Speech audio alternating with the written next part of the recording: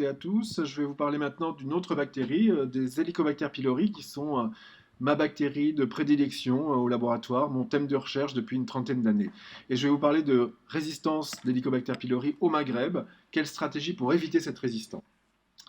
Ça fait 50 ans qu'on fait une espèce de course à l'échalote d'escalade des traitements probabilistes. On a commencé il y a 40 ans ou 50 ans par faire des trithérapies probabilistes de 7 jours, IPP, amox, clarithromycine. Il a fallu passer à des quadrithérapies de 10 jours. On augmente le temps et on augmente le nombre d'antibiotiques parce qu'il y avait de plus en plus d'échecs thérapeutiques de ces trithérapies probabilistes, parce qu'il y avait de plus en plus de résistance. On en est maintenant à des quadrithérapies bismutées, du Pilera pendant 10 jours, bismuth, tétracycline, métronidazole, des quadrithérapies concomitantes de 14 jours. Donc c'est 14 jours, 2 semaines, 2 fois plus long que ce qu'on faisait il y a 30 ans. IPP, amoxicilline, clarithromycine, métronidazole, 3 antibiotiques. Je dis de façon un peu provocante, à quand la quintuthérapie de 30 jours? Pour quelles conséquences écologiques sur la résistance, sur le microbiote, sur la tolérance de nos patients? Quand est-ce que l'infection à Helicobacter pylori sera prise en charge comme une réelle infection, comme une infection urinaire où on fait un ECVU et on fait un antibiogramme pour savoir comment réadapter le traitement pour que ça soit efficace chez le patient.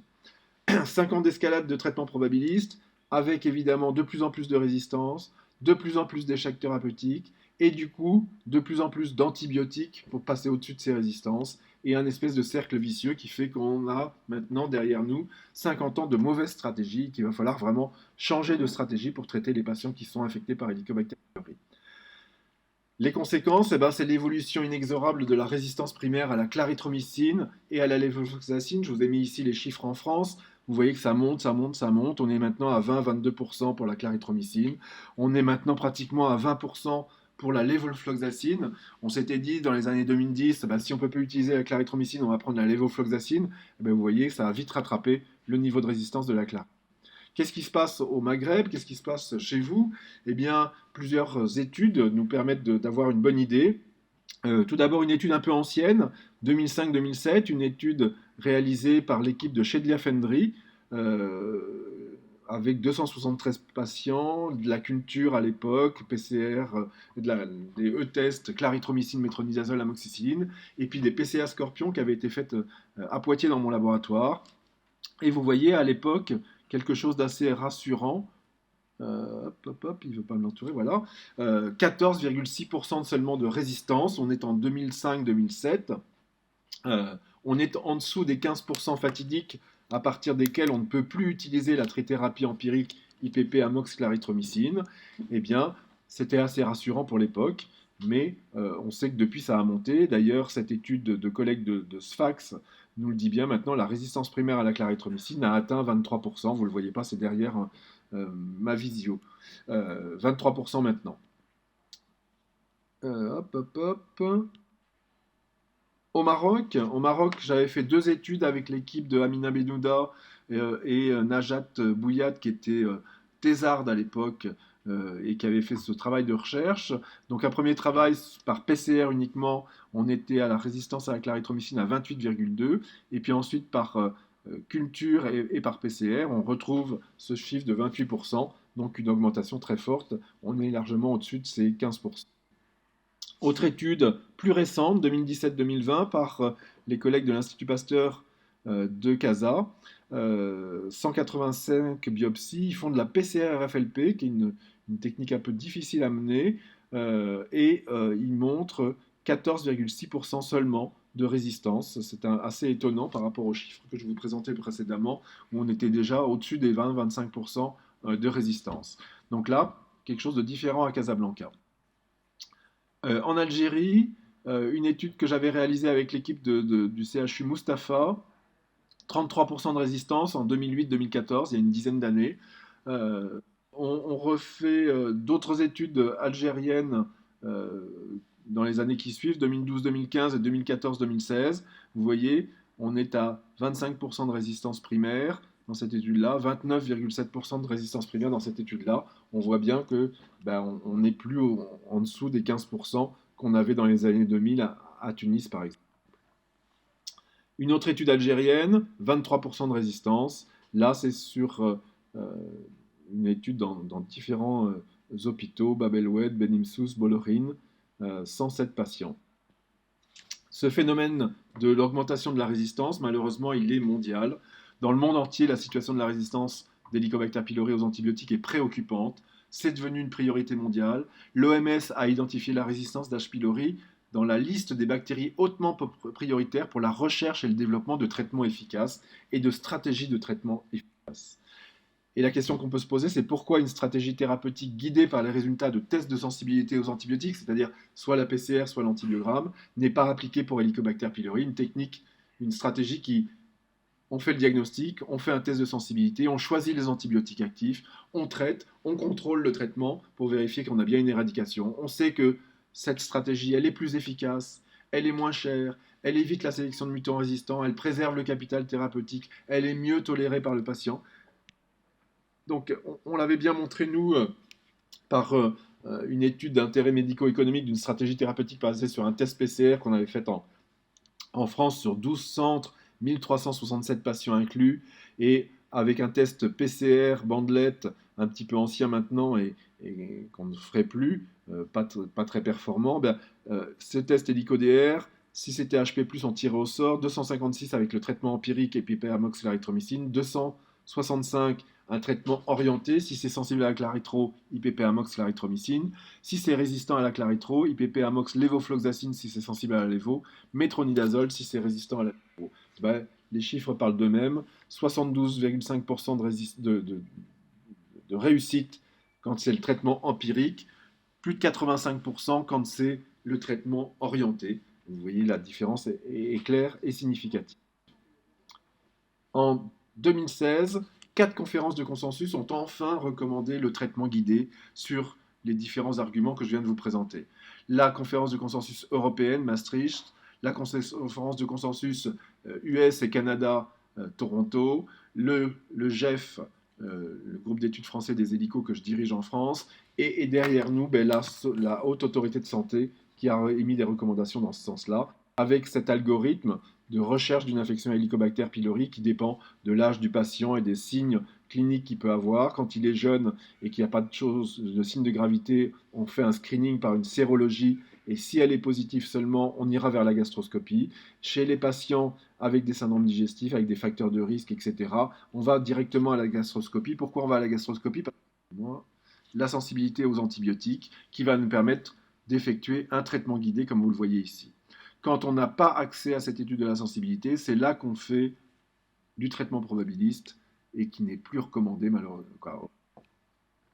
Vous allez voir que dans cet algorithme de traitement de l'infection à Helicobacter pylori, la clarithromycine et la détermination de la sensibilité à la clarithromycine est centrale, puisque quand la souche est sensible à la clarithromycine, c'est une trithérapie de 10 jours IPP-amox clarithromycine. Si c'est résistant à la clarithromycine, et si la lévo est testée, c'est trithérapie 10 jours, IPP amox lévo. Si c'est résistant ou pas testé, IPP amox métronidazole. Et vous voyez que le traitement probabiliste, lui, c'est la quadrithérapie, oméprazole, bismuth, métronidazole, tétracycline, ou alors la quadrithérapie IPP amoxicilline, clarithromycine, métronidazole. Donc quelque chose de 14 jours, beaucoup plus long et beaucoup plus mal toléré par les patients. Malheureusement, malgré toutes ces recommandations d'il y a 6 ans, on est dans un constat d'échec. L'année dernière, 99% des 200 000 traitements d'éradication en France sont des quadrithérapies empiriques, la plupart du temps avec du Pilera. Et on peut se poser la question, quels sont les freins à la stratégie du traitement guidé? La culture et l'antibiogramme ne sont pas implantés dans les laboratoires, c'est compliqué, on va le voir. La PCR n'était pas remboursée, donc elle n'était pas implantée. Elle vient d'être remboursée et j'espère que ça va lever ce frein. Et puis, ça nécessite un diagnostic invasif, qu'on se fasse la PCR ou la culture, il faut des biopsies, il faut des fibroscopies, et pas mal de patients rechignent à cet examen invasif. L'antibiogramme, je vous ai dit, c'est un peu trop compliqué. Il faut un préanalytique très compliqué, avec une rapidité de transport, avec des milieux de transport. La culture, elle est délicate. La subculture, elle est encore plus délicate. La croissance, elle est fastidieuse. Il y a ces formes cocoïdes qui vont nous compliquer la vie. Il faut faire de la microaérophilie, ça coûte un peu plus cher. Il faut faire des E-tests, ça coûte un peu plus cher. Il faut attendre 12 jours pour avoir un résultat. C'est parfois un peu long. L'antibiogramme, du coup, n'est plus accessible, en tout cas en France. Pour remédier à ça, ben, on a essayé de stimuler nos collègues et de donner des recettes. Et vous pourrez les retrouver sur notre site helicobacter.fr, le site du GEF, avec une fiche technique qui vous explique de A à Z la recette pour bien réussir à cultiver un hélicobacter, pour bien réussir à faire un antibiogramme. La PCR, c'est vraiment une alternative. La sensibilité est supérieure à la culture, 5 à 7% de mieux. C'est plus rapide, ça dure 2 à 3 heures pour une PCR temps réel. C'est couplé à la détection des mutations qui donnent la résistance à la clarithromycine. Il y a des kits commercialisés, il y a moins de contraintes de transport, vous n'êtes pas obligé de transporter ça à 4 degrés à toute vitesse au laboratoire. On aimerait avoir des automates d'extraction plus PCR temps réel standardisés, commercialisés, des PCR pour les nuls qui permettraient en 2 heures, on met la biopsie, on appuie sur Start et ça nous sort le résultat. Le grand changement, c'est que depuis janvier 2023, eh bien, c'est enfin remboursé en France avec un B100. On connaît très bien le support moléculaire de la résistance à la clarithromycine. Ça se passe dans le domaine V du site peptidyltransférase de l'ADN ribosomal 23S, avec 4 mutations qui ont été décrites. Les 42G, 43G, 42C chez énormément de souches. La 42T chez 2 souches seulement, mais bien prouvées. Et donc, on sait où ça se passe. Les PCR commercialisés vont rechercher ces mutations-là. Il y en a plein. Je vous ai entouré celles qui sont les plus fréquemment et les plus fiablement utilisées. Ridagine, Allplex, Amplidiag. On a des très bons résultats de ces kits, des performances qui sont excellentes, qui ont été testées par le CNR, par plusieurs équipes avec lesquelles on a travaillé. Vous voyez des sensibilités 98%, 100%, spécificité 99%, 95%. C'est vraiment excellent, c'est vraiment des très bons outils. On peut vraiment s'en servir les yeux fermés en suivant les recommandations des fournisseurs. Mais actuellement, le traitement guidé nécessite une endoscopie avec des biopsies gastriques, c'est-à-dire la culture ou la PCR à partir des biopsies. C'est un test invasif et donc c'est un frein. Cet côté invasif est un frein à la diffusion de cette technique par les patients. La PCR sur les selles serait un bon moyen de de lever ce frein. Évidemment, plus besoin de fibroscopie. Un diagnostic non invasif qui teste à la fois la détection d'Helicobacter pylori et la sensibilité à la clarithromycine. C'est là qu'intervient l'évaluation qu'on a publiée il y a 2 ans sur le kit Amplidiag de chez Mobidiag, qui permet la détection dans les selles d'Helicobacter pylori et de la résistance à la clarithromycine. On a fait ça chez 1200 patients, une étude prospective multicentrique. Ce test Amplidiag, c'est une PCR temps réel multiplexée qui détecte l'hélico, qui détecte les mutations qui donnent la résistance à la clarithromycine. Il faut faire l'extraction sur un automate EasyMac de chez Biomérieux, puis la PCR sur un CFX 96. Ce PHRC Epistool avec pour objectif l'évaluation des performances du test de chez Mobidiag par rapport à 2 gold standards qui étaient la culture et ou la PCR GLMM pour la détection d'Helicobacter pylori sur les biopsies gastriques et pour la détection de la résistance à la clarithromycine, le E-test clarithromycine ou la PCR quadriplex Scorpion qu'on avait développé et déjà utilisé dans les multiples études que je vous ai présentées tout à l'heure. Une étude prospective multicentrique à Poitiers, Thouars, Parthenay, Montmorillon, des patients naïfs de traitement d'éradication, des biopsies entrales et fondiques envoyées pour la culture et la PCR, et puis on remettait aux patients un kit d'autoprélèvement des selles avec une nacelle en papier, un tubinat dans lequel mettre un peu de la selle, une enveloppe timbrée, une fiche d'instruction pour lui expliquer comment on fait, et on avait calculé qu'il nous fallait 200 patients. On a inclus 1200 patients. Il a fallu en exclure 114 parce qu'il y en a certains qui ont refusé, d'autres qu'on a perdu de vue, d'autres qu'on n'a pas reçu les selles, d'autres qui avaient pris des antibiotiques entre-temps. Sur tous ces patients, ben, évidemment, il y avait une biopsie gastrique avec culture et ETS, PCR GLMM et PCR Scorpion. Et puis, on faisait sur leurs selles cette PCR Amplidiag et on a pu analyser sur 1086 patients. Eh bien, les performances du test Amplidiag pour la détection d'Helicobacter pylori sont extrêmement bonnes. Vous voyez une sensibilité à 96,3%, une spécificité à 98,7%, quelques faux positifs ici, quelques faux négatifs ici, mais vraiment très peu, qui font que les performances sont excellentes. Les 6 faux négatifs étaient culture positive sur les biopsies. Ils ont été repassés en technique Amplidiag, c'est toujours resté négatif. Est-ce que c'était des inhibiteurs de PCR? On n'a pas pu trouver l'explication. Les 13 faux positifs qui ont été détectés comme étant en présence d'Helicobacter, en fait, quand on a été séquencé les amplicons, eh bien, il s'agissait d'espèces proches d'Helicobacter pylori, mais qui n'étaient pas des Helicobacter, pylori, des arcobactères, des hélicobactères cynaïdines et hélicobactères canicola, et un seul qui était vraiment de l'hélicobactère pylori. Pour la résistance à la clarithromycine, on a une sensibilité de 100%, une spécificité de 98%, donc c'est vraiment excellent. Deux seulement faux positifs ici, qui étaient résistants dans les selles et qui étaient sensibles dans la biopsie, en sachant que la biopsie, est-ce qu'on a tapé au bon endroit, est-ce qu'on a détecté du clone résistant qui pouvait peut-être être présent à d'autres endroits, alors que les selles donnent une image plus globale de la situation dans l'estomac. On a eu une très bonne compliance des patients, 92% de patients qui ont renvoyé leurs selles par la poste, une très grande facilité de la réalisation du test au laboratoire, 5 minutes de temps technicien pour l'extraction, après ça part pour 1 heure d'automate, 10 minutes pour lancer la PCR, 2h20 pour faire la PCR, donc vraiment des très bonnes performances pour la détection de l'infection à Helicobacter pylori et la détection de la résistance à la clarithromycine, très facile à réaliser au laboratoire, pas cher, 27 € seulement, très bonne compliance des patients pour cet autotest.